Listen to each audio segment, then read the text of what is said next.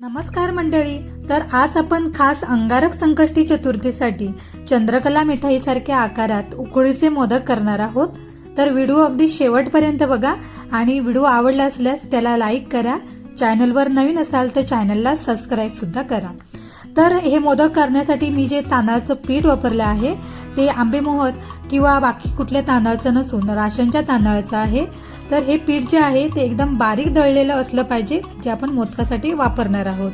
तरच आपले मोदक हे मऊसूत असे होणार आहे. चला तर मग मोदक बनवायला सुरुवात करूया. तर इथे मी 2 वाटी एवढं तांदळाचं पीठ घेतलेलं होतं. त्याच्यानंतर इथं मी 2 चमचे एवढं मैदा घालून घ्यायचा आहे. हे पीठ चांगलं चाळून घ्यायचं आहे पहिल्यांदा. त्याच्यानंतर ह्याला उकड काढून घ्यायची आहे. त्याच्यासाठी सेम त्याच वाटीने 2 वाटी पाणी घालून घ्यायचं आहे. त्याच्यानंतर 2 चमचे आपण इथं अजून पाणी घालूया, म्हणजे मैदा आपण 2 चमचा घेतलेला होता त्याच्यासाठी. आता चांगलं पाणी उकळलं की त्याच्यामध्ये थोडंसं मीठ घालून घ्यायचं आणि हे पीठ जे आहे ते थोडं थोडं करून सगळं घालून घ्यायचं आहे. त्याच्यानंतर लाटणीने किंवा एखाद्या लाकडी चमच्याने ह्याला व्यवस्थित असं फेटून घ्यायचं आहे पाण्यामध्ये. बघू शकता सगळं पीठ जे आहे ते व्यवस्थित असं फेटून झालेलं आहे. आता गॅसचा फ्लेम बंद करायचा आणि हे पीठ जे आहे ते झाकून आपल्याला ठेवायचं आहे थंड होईपर्यंत. त्याच्यानंतर आता आपण सारण करून घेऊया. त्याच्यासाठी इथं मी 2 वाटी एवढं ओलं खोबरं घेतलेलं होतं. सेम त्याच वाटीने आपल्याला 1 वाटी गूळ घ्यायचा आहे.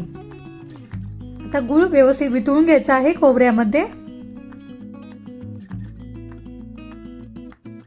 तर इथे बघू शकता गूळ आपलं वितळलेलं आहे. आता याच्यामध्ये मी काजू आणि बदाम असे किसून घेतलेलं होतं, त्याची पूड करून घेतलेली होती, ती सुद्धा घालून घ्यायची आहे.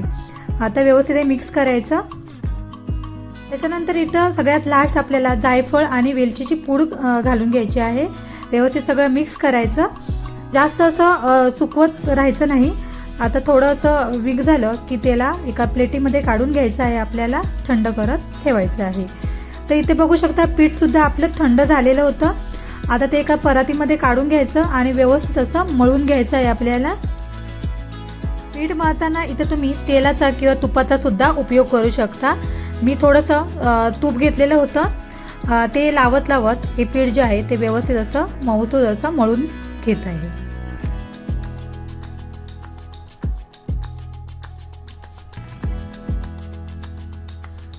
तर फायनली इथं आपलं पीठ व्यवस्थित मळून झालेलं आहे. जेवढं आपल्याला पीठ लागेल त्याचं असं गोळा करून घेतलेला आहे मी मोदकासाठीचा, आणि बाकीचं पीठ एखाद्या सुती कपड्याने कॉटनच्या आपल्याला झाकून ठेवायचं आहे, जेणेकरून पीठ जे आहे ते याचं कडक होणार नाही. आता इथं थोडं थोडं पिठाचा हात लावत मी गोळ्याच्या जे साईडच्या कडा असतात त्या पातळ करून घेणार आहे. बघू शकता व्हिडिओमध्ये. आता साईडच्या कडा सगळ्या पातळ करून झाल्या की मधला जो भाग असतो त्याला वाटीचा आकार देत असं आपल्याला व्यवस्थित एकसारखं करून घ्यायचं आहे.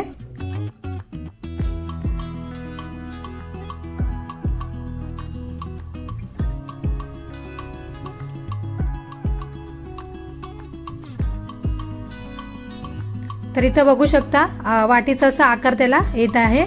एकदम असं पातळ नाही करायचं आहे. बघू शकता वाटी आपली तयार झालेली आहे. आता त्याच्यामध्ये सारण जे आहे ते भरून घ्यायचं आहे. आता याला पाकळ्या करून घ्यायच्या मोदकाच्या आकाराच्या. तर त्याच्यासाठी आपलं 2 नंबरचे जे बोट असतं अंगठ्याच्या साईडचं, त्याने मधला जो भाग असतो तो मागे खेचायचा आणि अंगठा त्याचप्रमाणे तिसरं जे बोट असतं त्याने त्याला या पद्धतीने पाकळी करून घ्यायची आहे. बघू शकता सेम आकाराच्या व्यवस्थित अशा पाकळ्या आपण करून घेऊया. तुमचं पीठ व्यवस्थित असं मळलं गेलं ना तर हे पाकळ्या करताना मोदक असा मधनं फुटत नाही. बघू शकता.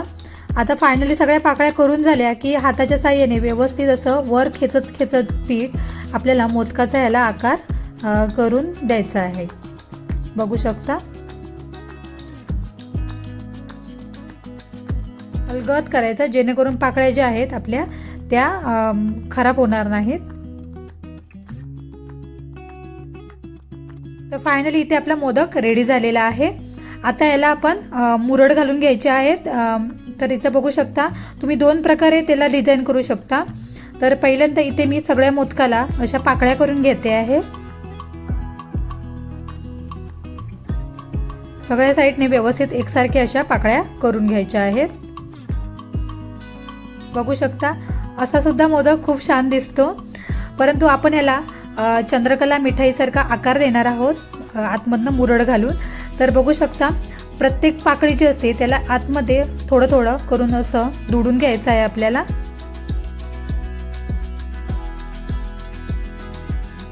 व्यवस्थित असं दुडून घ्यायचं आहे.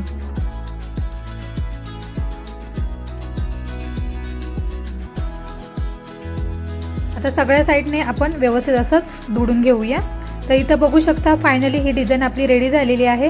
खूप सुंदर असा मोदक दिसतोय बघू शकता, आणि डिझाईन सुद्धा त्याला खूप सुंदर आलेली आहे. आता दुसऱ्या प्रकारात बघा तुम्ही तशीच करायची, परंतु ह्याची पद्धत थोडीशी वेगळी आहे. तर इथं काय करायचं, लांबट आकारात आपल्याला पाकळी करून घ्यायची आहे. आपण लांब जो आकार असतो तो आतमध्ये थोडासा असा दुडून घेऊन चिकटून द्यायचा आहे.